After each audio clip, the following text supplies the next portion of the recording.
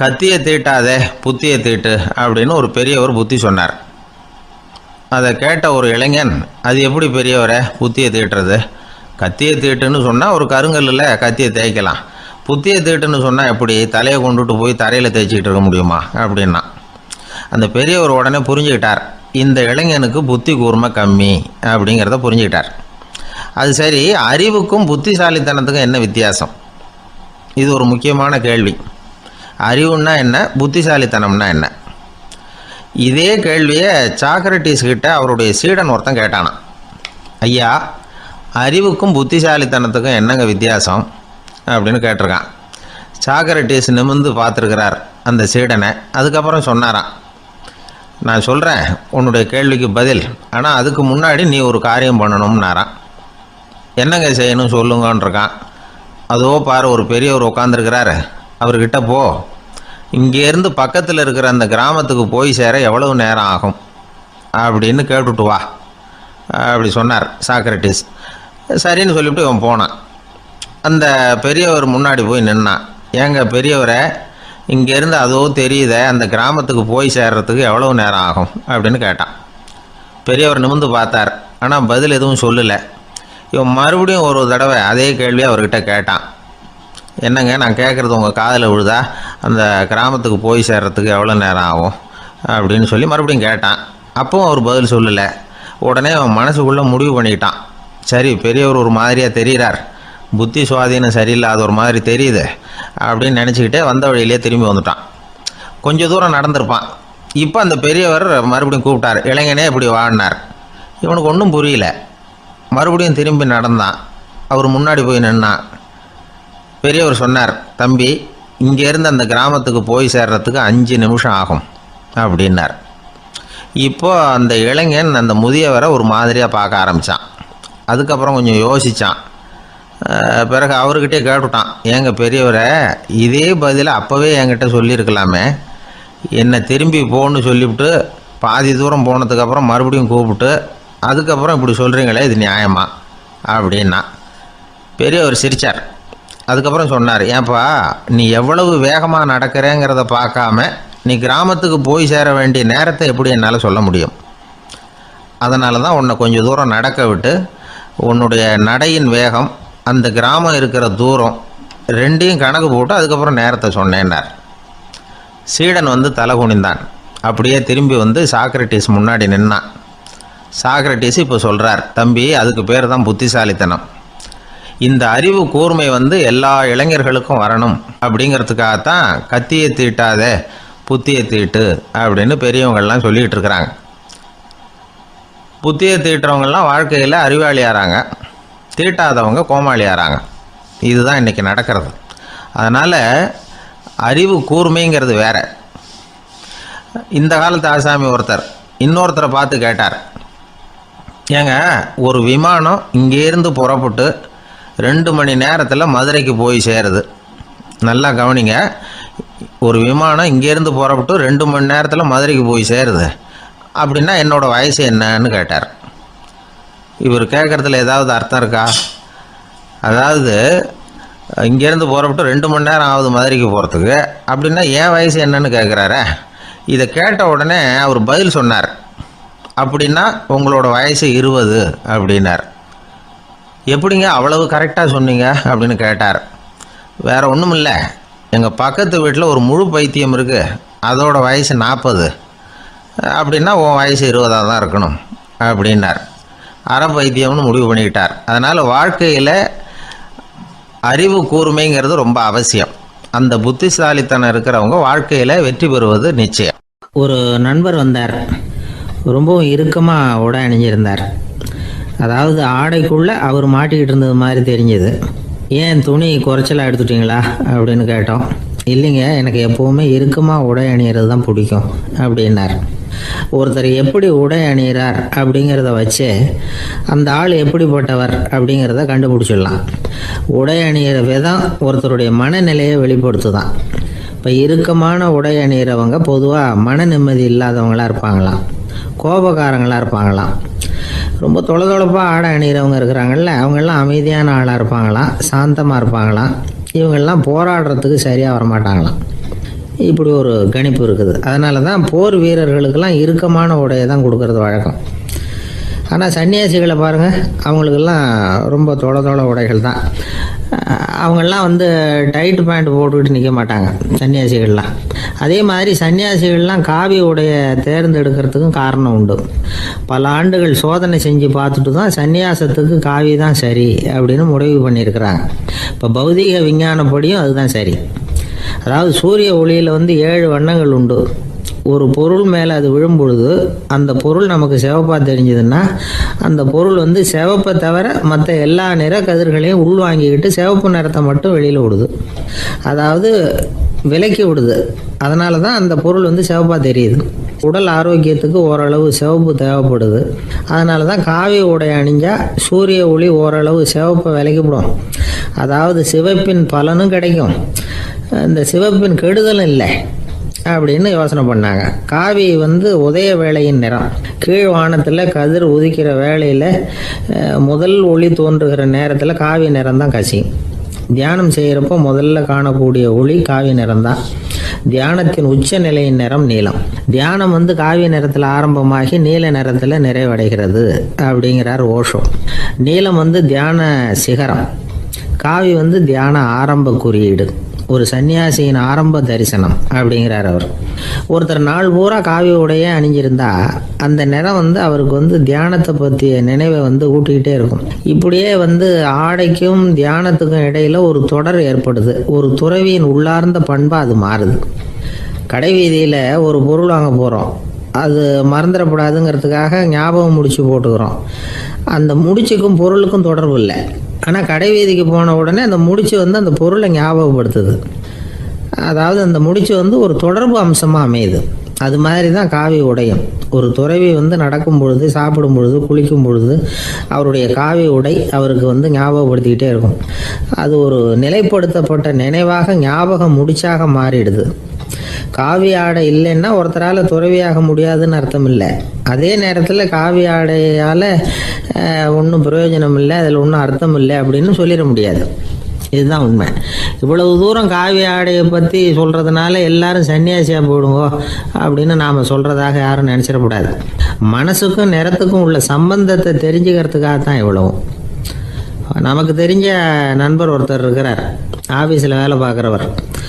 ஒவ்வொரு மாதமும் 20ஆம் தேதிக்கு பிறகு அவரை போய் பார்த்தீங்கன்னா காவி உடை அணிஞ்சிக்கிட்டு, கண்ணை மூடிக்கிட்டு, கை ரெண்டையும் விரித்து வச்சுக்கிட்டு தியானத்திலேயே உட்காந்துருப்பார்.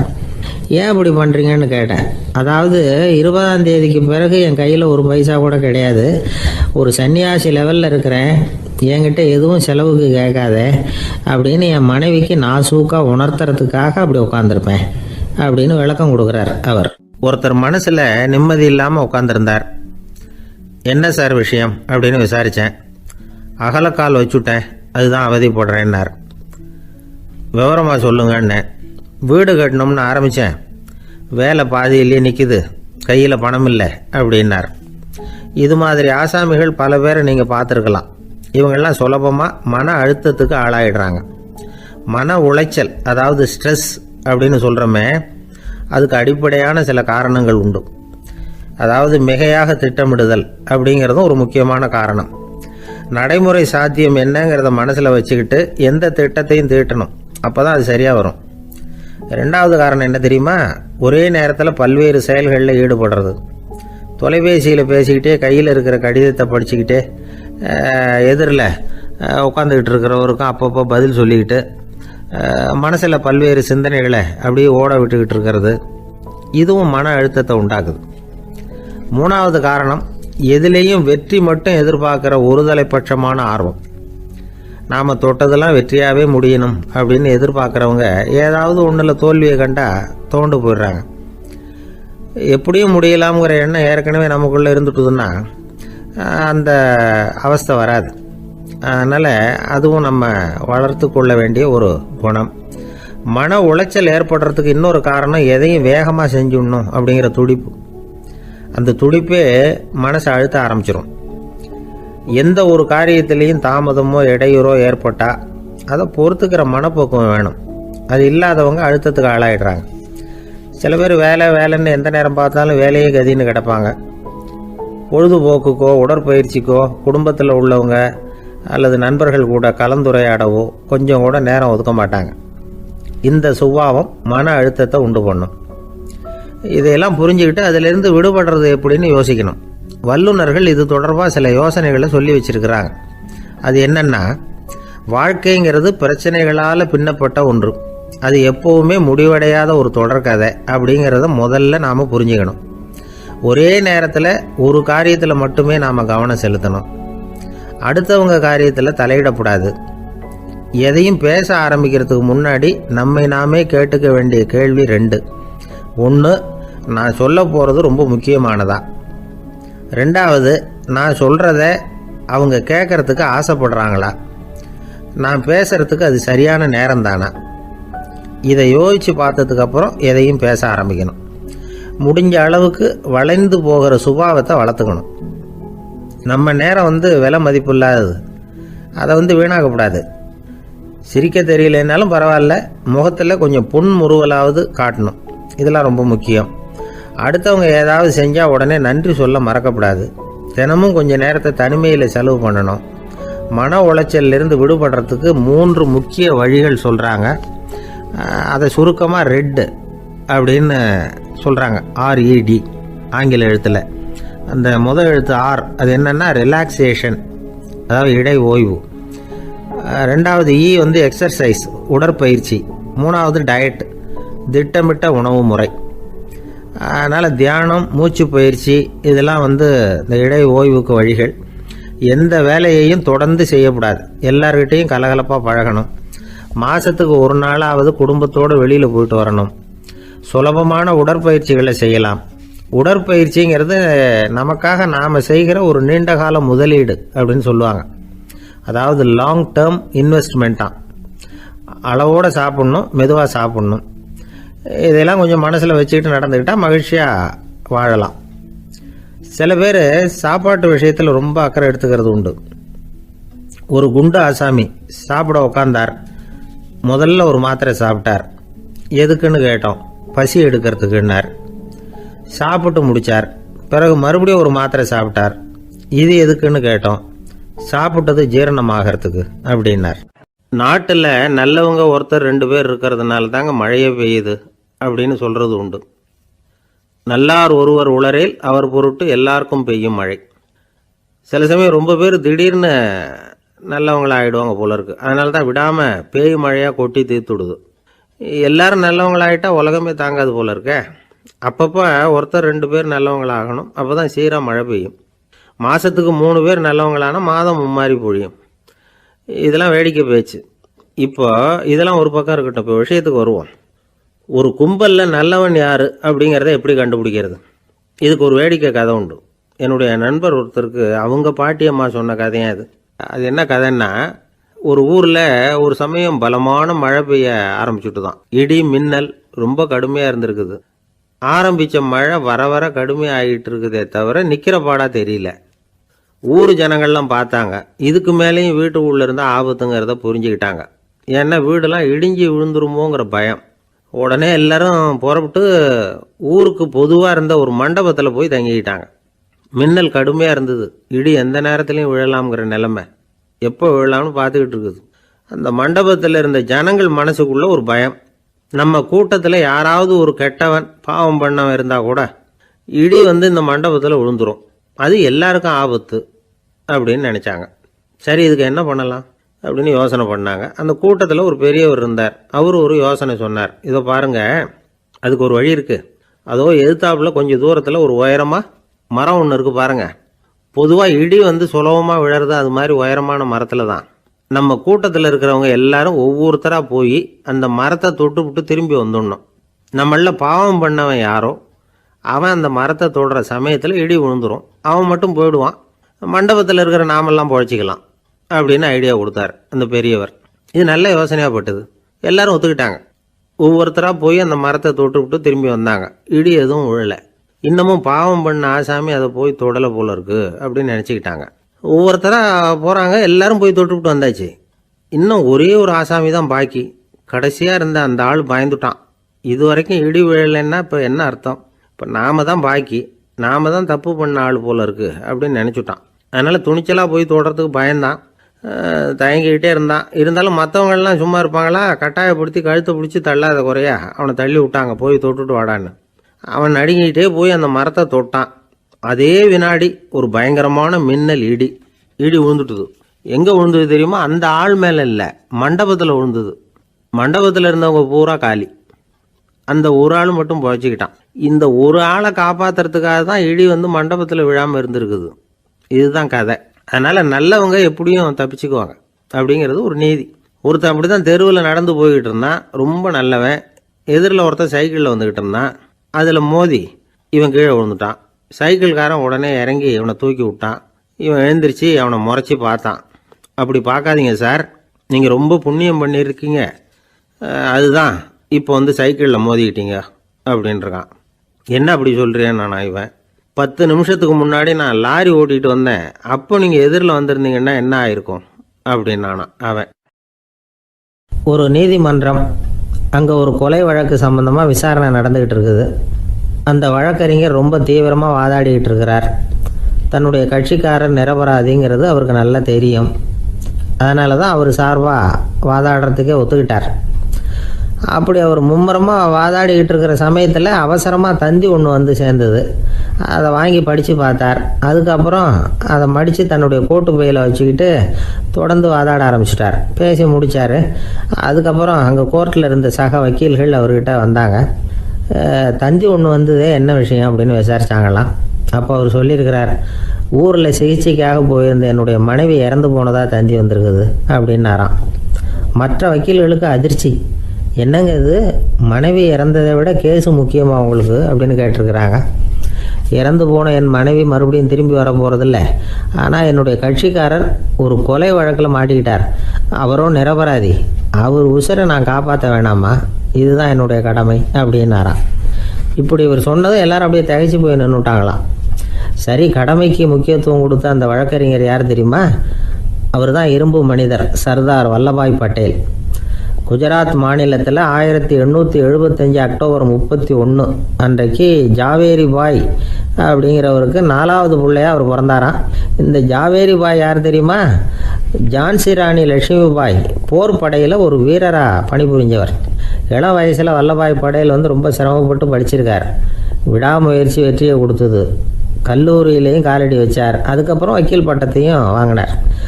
பிரிட்டிஷ் ஆட்சி நடந்துக்கிட்டு இருந்த சமயம் குஜராத்தை சேர்ந்த பர்டோலி தாலுக்காவில் விவசாயிகள் மேலே அரசாங்கம் திடீர்னு நில வரியை வசதி விட்டு தான். ஏழை விவசாயிகள் ரொம்ப கஷ்டப்பட்டுருக்காங்க. அரசாங்கம் வரி செலுத்தாத விவசாயிகளின் நிலங்களையெல்லாம் ஜப்தி செஞ்சுதான். அரசாங்கத்தை எதிர்க்கிறவங்களையெல்லாம் கைது பண்ணி சிறையில் அடைச்சிட்டாங்களாம். சில பேர் வீடு வாசல் ஆடு மாட்டையெல்லாம் விற்று கூட வரி கட்ட வேண்டிய நிலைமைக்கு ஆளாயிட்டாங்க. வழக்கறிஞர் வல்லபாய் பட்டேல் வந்து நில வரியை உடனே ரத்து பண்ணணும் அப்படின்னு பம்பாய் கவர்னருக்கு ஒரு கடிதம் எழுதினார். எந்த பலனும் இல்லை. உடனே எல்லா விவசாயிகளையும் அணி திரட்டினார். அதுக்கு தானே தலைமை தாங்கினார். சத்தியாகிரகம் நடத்தினார். அந்த பகுதியில் எந்த வேலையும் நடக்கலை. வேறு வழி இல்லை. ஆட்சியாளர்கள் உடனே வரியை ரத்து பண்ணாங்க. சிறையில் இருந்தவங்களெல்லாம் வெளில விட்டாங்க. 1928 ஆகஸ்ட் 6 சர்க்காருக்கும் விவசாயிகளுக்கும் இடையில் ஒரு உடன்பாடு ஏற்பட்டது. அதுக்கப்புறம் தான் நிலைமை சரியாக போச்சான். வல்லபாய் பட்டேலின் பொது சேவையை பாராட்டின பொதுமக்கள் அவருக்கு சர்தார் அப்படிங்கிற பட்டத்தை கொடுத்தாங்களாம். சர்தார்னா தலைவர் அல்லது தளபதின்னு அர்த்தம். இரும்பு மனிதர்னு இவருக்கு பேர். இருந்தாலும் நகைச்சுவை உணர்வும் இவருக்கு நிறைய உண்டு. ஒரு தடவை ஒரு பத்திரிகை நிருபர் வந்திருக்கார். சர்தார் பட்டேல்கிட்ட அவருக்கு பிடிச்ச பண்பாடு கலாச்சாரம் எது அப்படின்னு கேட்கணும்னு ஆசை. அதனால் அவரை பார்த்து கேட்டாராம், ஏங்க உங்களுக்கு பிடிச்ச கல்ச்சர் எது அப்படின்னு கேட்டிருக்கார். இதுக்கு சர்தார் பட்டேல் சொன்ன பதில் என்ன தெரியுமா? எனக்கு பிடிச்ச கல்ச்சர் அக்ரிகல்ச்சர் அப்படின்னாராம். ஒரே ஒரு ஊரில் ஒரு அம்மா இருந்தாங்க. அந்த அம்மாவுக்கு ஒரே ஒரு பிள்ளையாண்டான். அவனுக்கு ரொம்ப அக்கறையோடு கல்யாணம் பண்ணி வச்சாங்க. கல்யாணம் முடிஞ்சதும் மருமக பொண்ணு வீட்டுக்கு வந்து சேர்ந்தது. அப்பாடா, என் கடமை முடிஞ்சது, இனிமேல் அக்கடான்னு எங்கேயாவது ஒரு மூலையில் படுத்து கிடக்கலாம் அப்படின்னு நினச்சாங்க அந்த அம்மா. ஆனால் நினைக்கிறபடி எங்கே நடக்குது? அதுக்கப்புறம் தான் பிரச்சனையே ஆரம்பமாச்சு. மருமகள் குணம் சரியில்லை, ஒரு மாதிரி. அந்த பொண்ணு வீட்டுக்கு வந்ததுமே முதல் வேலையாக மாமியாரை பார்த்து, அதுதான் நான் வந்துட்டேன்ல, இனிமேல் உங்களுக்கு என்ன வேலைங்க, புறப்பட வேண்டியது தானே, காசி ராமேஸ்வரம்னு எங்கேயாவது போங்கோ அப்படின்னுட்டு தான். மாமியார் பார்த்தாங்க, கொஞ்சம் யோசனை பண்ணாங்க. இந்த பாருமா, நீ இப்படி சொல்கிறதுக்கு முன்னாடியே வீட்டை விட்டு புறப்படணுங்கிற முடிவுக்கு நான் வந்துட்டேன். வீட்டை மட்டும் இல்லை, இந்த உலகத்தை விட்டே கூட போகிறதுக்கு தயாராக இருக்கிறேன். ஆனால் ஒரே ஒரு விஷயத்துக்காக என் உயிரை கையில் பிடிச்சிக்கிட்டு இருக்கிறேன் அப்படின்னாங்களாம். என்ன விஷயம்னு கேட்டுது இந்த மருமக பொண்ணு.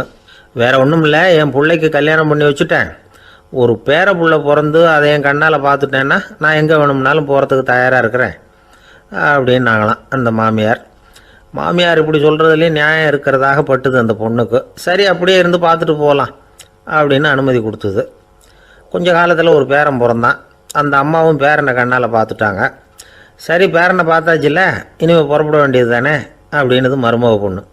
மாமியார் பார்த்தாங்க, நீ சொல்கிறது சரிதாம்மா, அதில் ஒன்றும் தப்பு இல்லை.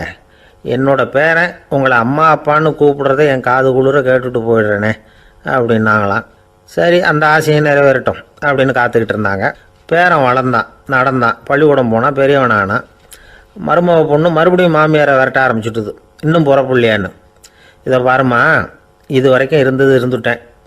பேரனோட கல்யாணத்தையும் கண்ணால் பார்த்தா தான் இந்த கட்டை வேகும் போல் இருக்குது அப்படின்னு சொல்லி ஒரு மாதிரியாக பேச ஆரம்பித்தாங்க.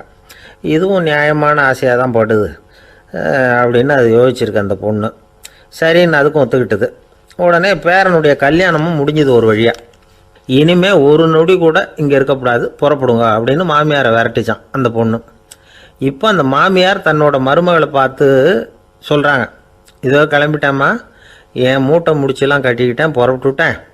அப்படியே நீயும் உன் துணிமணிகளை மூட்டை கட்டிக்கிட்டு கிளம்பிடும், என்னோட சேர்ந்து 2 பேருமா சேர்ந்து போயிடலாம் அப்படின்னாங்களாம்.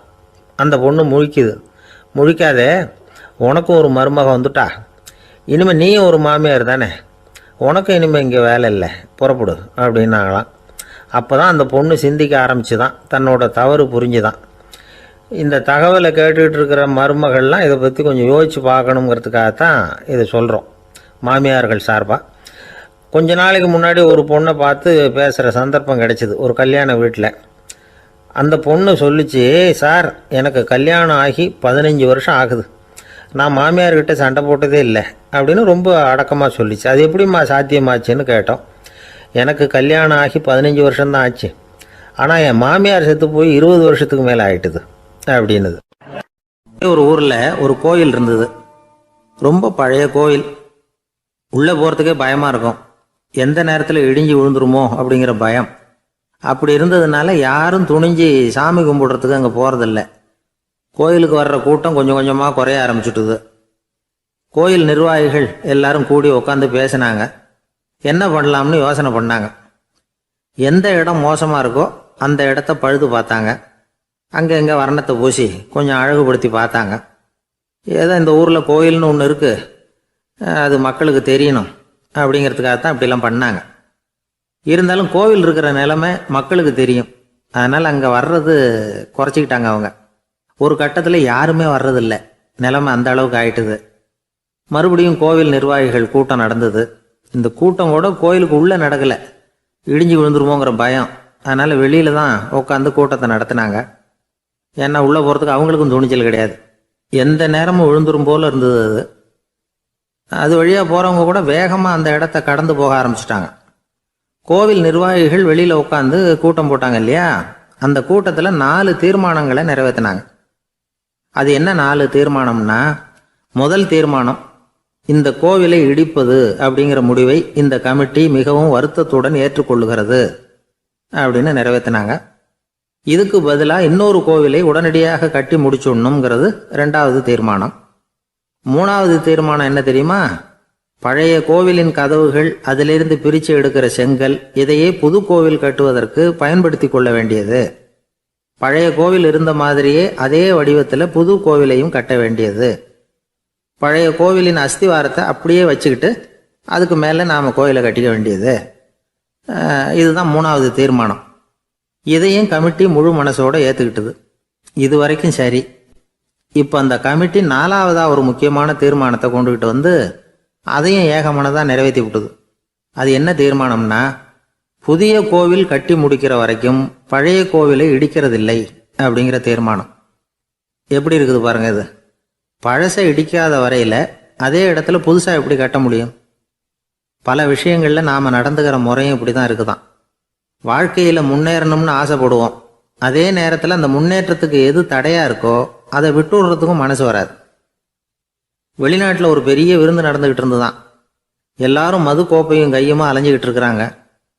ஒருத்தர் மட்டும் கையில் எதுவும் இல்லாமல் ரொம்ப நல்ல பிள்ளையா சாதுவா ஒரு ஓரமாக தனியாக உட்காந்துருக்கிறார். அவர்கிட்ட நெருங்கி வாங்க மது சாப்பிட்லாம் அப்படின்னு கூப்பிட்டாங்களாம். என்னை வற்புறுத்தாதீங்க, நான் என் மனசுக்குள்ளே உறுதியாக தீர்மானம் பண்ணிவிட்டேன் அப்படின்னாராம். என்ன தீர்மானம் பண்ணியிருக்கீங்க அப்படின்னு கேட்டிருக்காங்க. ஏற்கனவே முழு போதையில் இருக்கும் பொழுது மறுபடியும் மது கோப்பையை தொடரதில்லை அப்படின்னு தீர்மானம் பண்ணியிருக்கேன் அப்படின்னாராம். ஒரு ஆள் அசையாமல் கிடக்கிறார். அவர் இருக்காரா போயிட்டாராங்கிறத எப்படி முடிவு பண்ணுறோம்? அவர் மூக்குக்கு முன்னாடி புறங்கையை வச்சு பார்க்குறோம், மூச்சு வருதா இல்லையா அப்படிங்கிறத கண்டுபிடிக்கிறதுக்காக. மூச்சுங்கிறது அவ்வளவு முக்கியமான ஒரு விஷயம். சுவாசம் இல்லைன்னா எதுவுமே இல்லை. நம்ம பூமி இருக்க அது கூட சுவாசிக்குதுங்கிறத சோவியத் விஞ்ஞானிகள் கண்டுபிடிச்சிருக்கிறாங்க. பூமிக்கு மேலே இருக்கிற மண் அடுக்கில் காற்றில் உள்ள ஆக்சிஜன் ஆக்சிகரணம் அடையுது அப்படின்னு தான் இதுவரைக்கும் எல்லாரும் நம்பிக்கிட்டு இருந்தாங்க. ஆனால் இப்போ என்ன கண்டுபிடிச்சிருக்கிறாங்கன்னா, அந்த ஆக்சிஜன் பூமிக்குள்ளே 1 கிலோமீட்டர் ஆழம் வரைக்கும் ஊடுருவி போகுதான். பூமிக்குள்ளே 2 பக்கமும் பல கிலோமீட்டர் வரைக்கும் பரவுதான். பூமிக்குள்ளே இருக்கிற நீர்நிலை அடுக்குகள் தான் நுரையீரல் செய்கிற வேலையை செய்யுதான். நம்ம உடம்புல நுரையீரல் இல்லைன்னா ஒன்றும் நடக்காது. ஒரு மரத்தை தலைகீழாக தொங்க போட்டால் எப்படி இருக்கும்? அப்படி யோசிச்சு பாருங்கள். அப்படி தான் இதுவும் நுரையீரலும் அப்படி தான் இருக்கும். வலது பக்கம் ஒன்று, இடது பக்கம் ஒன்று. வலது பக்கம் நுரையீரல் கொஞ்சம் பெருசாக இருக்கும். நுட்பமான நரம்பு குழாய்கள் அதில் இருக்கும். கோடிக்கணக்கான நுண்ணிய குழாய்களை வச்சுக்கிட்டு தான் அது வேலை செய்யுது. 25 கோடி குழாய்கள் இருக்கும். அதை அப்படியே முழுசாக பிரித்து பரப்புனா ஒரு டென்னிஸ் கோர்ட்டில் பாதி பரப்பளவு இருக்குமா. நுரையீரல் நிறம் கருஞ்சிவப்பு தான். புகை அதிகமாக உள்ளே போச்சுன்னா அது கருப்பாயிடுது. காற்றுல உள்ள பிராணவாயுவை இது இழுத்து எடுத்துக்கிட்டு ரத்தத்தை சுத்தப்படுத்துகிற முக்கியமான வேலையை இது செய்யுது. அசுத்த காற்றை வெளியில் அனுப்பி வச்சுருது. ஒருத்தர் வேகமாக ஓடி வரார், அவருக்கு மூச்சு இறைக்கும். பயங்கரமாக எதையாவது பார்த்து விடுறார், உடனே மூர்ச்சி ஆகிடுவார். இது மாதிரி சமயங்களில் வேற எந்த தூண்டுதலும் இல்லாமல் நுரையீரல் தானாகவே இயங்கும். இப்படி ஒரு அவசியம் ஏற்படுறப்போ இயக்கத்தை தூண்டி விடுற முக்கியமான இணைப்பு மூளைக்கு கீழே முதுகு எலும்புக்கு மேற்பகுதியில் இருக்குது. அது உடனே சுவாசத்துக்கு அவசர உதவியை கொடுக்குது. இப்போ ஒருத்தர் பேசாமல் உட்காந்துருக்கார். இந்த சமயத்தில் அவருக்கு 1 பங்கு காற்று தேவைப்படுதுன்னு வச்சுக்கோங்க. அவர் எழுந்திரிச்சு நடக்கும் பொழுது 1.5 மடங்கு தேவைப்படும். ஓடினார்னா 3 மடங்கு தேவைப்படும். படுத்திருக்கிறப்ப 1/2 மடங்கு தான் தேவைப்படும். இதுக்கு நிமிஷத்துக்கு 16 தடவை மூச்சு விட்டாகணும்.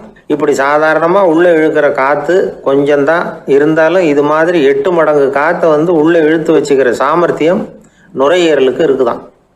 தண்ணி, நுண்கிருமிகள், ரசாயன பொருள் இப்படி எது உள்ளே போனாலும் நுரையீரல் சமாளிச்சுக்கும். 30 வருஷமாக விடாத புகை பிடிக்கிறவர் தொடர்ந்து உள்ளே அனுப்பி வைக்கிற புகையை கூட சமாளிக்குதுன்னா பார்த்துங்களேன். உள்ளே போகிற புகை நுட்பமான சுவாச முடிச்சுகளை அழிச்சுடுது. கறி புகை அது மேலே படிஞ்சு உபயோகம் இல்லாமல் பண்ணிவிடுது. ஆனாலும் தேவைக்கு அதிகமாக 8 மடங்கு கூடுதலாக சுவாச முடிச்சுகள் நம்ம உடம்புக்குள்ளே இருக்கிறதுனால சமாளிக்க முடியுது. சமாளிக்க முடியலன்னா சில சமயம் மூச்சு திணறும். அதை ஒரு எச்சரிக்கையாக எடுத்துக்கிட்டு புகை பிடிக்கிற பழக்கத்தை விட்டுடணும். அதுதான் நல்லது. ஆனால் அப்படி யார் விடுறது? இணை பிரியாத 2 நண்பர்கள் இருந்தாங்களாம். 2 பேரும் விடாமல் சிகரெட்டு குடிக்கிறவங்க. அதில் ஒருத்தன் செத்து போட்டான். இன்னொருத்தன் அதுக்கப்புறம் 2 சிகரெட்டாக குடிக்க ஆரம்பித்தானா. ஏன் இப்படி பண்ணுறேன்னு கேட்டிருக்காங்க. நான் 1 சிகரெட்டு தான் குடிக்கிறேன், செத்து போன என்னுடைய ஃப்ரெண்டு இருக்கானே செத்து போனவன், அவனுக்காக இன்னொரு சிகரெட்டு குடிக்கிறேன் அப்படின்னு நானா. இது ரொம்ப ஆபத்து, விட்டுடு அப்படின்னு சொல்லியிருக்காங்க. சரின்னு ஒத்துக்கிட்டான். ஆனால் அதுக்கப்புறமும் 1 சிகரெட் வீதமாக குடிச்சிக்கிட்டே இருந்தான். சிகரெட்டு பழக்கத்தை நீ இன்னும் விடலையான்னு கேட்டாங்களாம். அந்த பழக்கத்தை நான் எப்போ விட்டுட்டேன், இப்போ நான் குடிக்கிறது என் ஃப்ரெண்டுக்காக அப்படின்னு நானா. இவங்கெல்லாம் எப்படி திருந்துறது? ஒரு ஊரில் ஒருத்தர் இருந்தார், ரொம்ப நல்லவர். யாருக்காவது ஏதாவது கொடுத்துக்கிட்டே இருப்பார், கொடையாளி.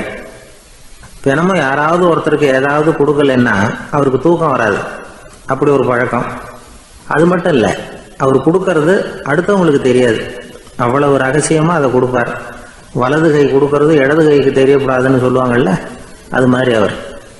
ஒரு நாள் ராத்திரி அவர் ஏற்கனவே தயாராக கட்டி வச்சிருந்த பணம் முடிச்ச கையில் எடுத்துக்கிட்டு வீட்டை விட்டு வெளியில் வந்தார். தெருவில் இறங்கி நடந்தார். இன்னைக்கு யாருக்கு தர்மம் செய்யறது அப்படின்னு யோசனை பண்ணிட்டு இருட்டில் நடந்து வந்துக்கிட்டு இருக்கிறார். யாரோ ஒருத்தர் எதிரில் வர்றது மாதிரி தெரிஞ்சுது. உடனே அவர் கிட்ட போனார். தன்கிட்ட இருந்த பணம் முடிச்சு அவசரமாக அவர் கையில் திணிச்சுட்டு திரும்பி வந்துட்டார். அப்பாடா, ஒரு வழியாக யாருக்கும் தெரியாமல் இன்னைக்கு தர்மம் பண்ணியாச்சு அப்படிங்கிற மகிழ்ச்சி, மன நிறைவு அவர் முகத்தில். நிம்மதியாக தூங்கினார். அப்புறம் எழுந்திரிச்சார். மறுநாள் காலையில் ஊர் பூரா ஒரே பேச்சு. என்ன பேச்சுன்னா, நேற்று ராத்திரி ஒரு திருடன் கையில் யாரோ பணத்தை கொடுத்துட்டு போயிருக்கிறாங்க அப்படின்னு எல்லாரும் பேசிக்கிட்டு இருக்கிறாங்க. இதை கேள்விப்பட்டதும் அந்த பெரியவருக்கு ரொம்ப வருத்தமாக போச்சு. அடடா, போயும் ஒரு திருடனுக்காக உதவி பண்ணியிருக்கிறோம், பிரயோஜனம் இல்லாமல் போட்டுதே அப்படின்னு நினச்சார். சரி, இன்னைக்கும் யாருக்காவது உதவி பண்ணணும் அப்படின்னு முடிவு பண்ணினார். ராத்திரி நேரம் வந்தது. இவர் வழக்கம் போல் தெருவில் இறங்கி நடந்தார். கையில் பணம் முடிச்சு. எதிரில் ஒரு பெண் உருவம் மங்கலாக தெரிஞ்சது. இவர் உடனே அந்த பெண்கிட்ட பணத்தை கொடுத்துட்டு திருப்தியாக திரும்பி வந்துட்டார். மறுநாள் காலையில் ஊர் பூரா என்ன பேசிக்கிட்டாங்க தெரியுமா? நேற்று ராத்திரி நெறி தவறி நடக்கிற ஒரு பெண்ணின் கையில் யாரோ பணத்தை வச்சுட்டு போயிருக்கிறாங்க அப்படின்னு எல்லாரும் பேசிக்கிறாங்க. அடடா, இன்னைக்கும் தவறுதலாக நடந்து போச்சு அப்படின்னு ஒரு வருத்தப்பட்டார். இருக்கட்டும், இன்னைக்கும் ஏதாவது தர்மம் பண்ணுவோம் அப்படின்னு நினச்சிக்கிட்டாரு. 3வது நாள் ராத்திரியும் புறப்பட்டார். இப்பவும் எதிரில் ஒருத்தர் வந்தார். இவர் பணத்தை கொடுத்தார், திரும்பி வந்துட்டார். மறுநாள் மக்கள் என்ன பேசிக்கிட்டாங்கன்னா, நேற்று ராத்திரி ஒரு செல்வந்தர் கையில் யாரோ பணத்தை கொடுத்துட்டு போயிருக்கிறாங்க அப்படின்னு பேசிக்கிட்டாங்களாம். அவருக்கு ரொம்ப வருத்தமாக போட்டுது. என்ன இது, தினம் இப்படி ஆகிக்கிட்டு இருக்குதே அப்படின்னு நினச்சிக்கிட்டே படுத்து தூங்கினார். அன்னைக்கு ராத்திரி ஒரு கனவு. அந்த கனவுல இறைவன் வந்து சொன்னாராம், இதை பாருப்பா, நீ கொடுத்த தர்மம் வீணா போயிடல. உன்கிட்ட பணம் வாங்கின அந்த திருடன் திருந்திட்டான், அந்த பொண்ணும் திருந்திட்டா, அந்த செல்வந்தனும் கொடையாளி ஆயிட்டான், எல்லாருக்கும் உதவி பண்ண ஆரம்பிச்சுட்டான் அப்படின்னு சொன்னாராம். இந்த கதையை சொன்னவர் யாருன்னா நபிகள் நாயகம். இதில் உள்ள கருத்து என்னன்னா, நல்ல மனசோட தர்மம் பண்ணுனா அது வீணா போறதில்லை. இன்னொரு கருத்து, தர்மம் வந்து தன்னை மட்டுமல்ல அடுத்தவங்களையும் தீமையிலிருந்து காப்பாற்றும். இதுதான் நாம புரிஞ்சுக்க வேண்டியது. இந்த காலத்திலையும் இது மாதிரி சில சம்பவங்கள் நடக்கிறது உண்டு. ஒரு பெரியவர் இருட்டில் நடந்து வந்துகிட்டு இருந்தாரு. எதிரில் வந்த ஒருத்தன் வலுக்கட்டாயமாக ஒரு கையை பிடிச்சி ஒரு பண முடிப்பை கொடுத்து வச்சுக்க சொல்லிவிட்டு விலகி போயிட்டான். பெரியவருக்கு ஆச்சரியம், இந்த காலத்திலையும் இப்படி வலது கை கொடுக்கறது இடது கைக்கு தெரியக்கூடாதுன்னு நினைக்கிற கொடையாளிகள் உண்டு போல இருக்கு அப்படின்னு யோசனை பண்ணிக்கிட்டே நடந்தார். கொஞ்சம் தூரம் போயிருப்பாரு. அதுக்குள்ள அதே ஆள் திரும்பி வந்தான். கொடுத்த பண முடிப்பை திருப்பி கொடுங்க அப்படின்னு கேட்டு வாங்கிட்டான். இவருக்கு ஒன்றும் புரியல. ஏன் இப்படி பண்றேன்னா,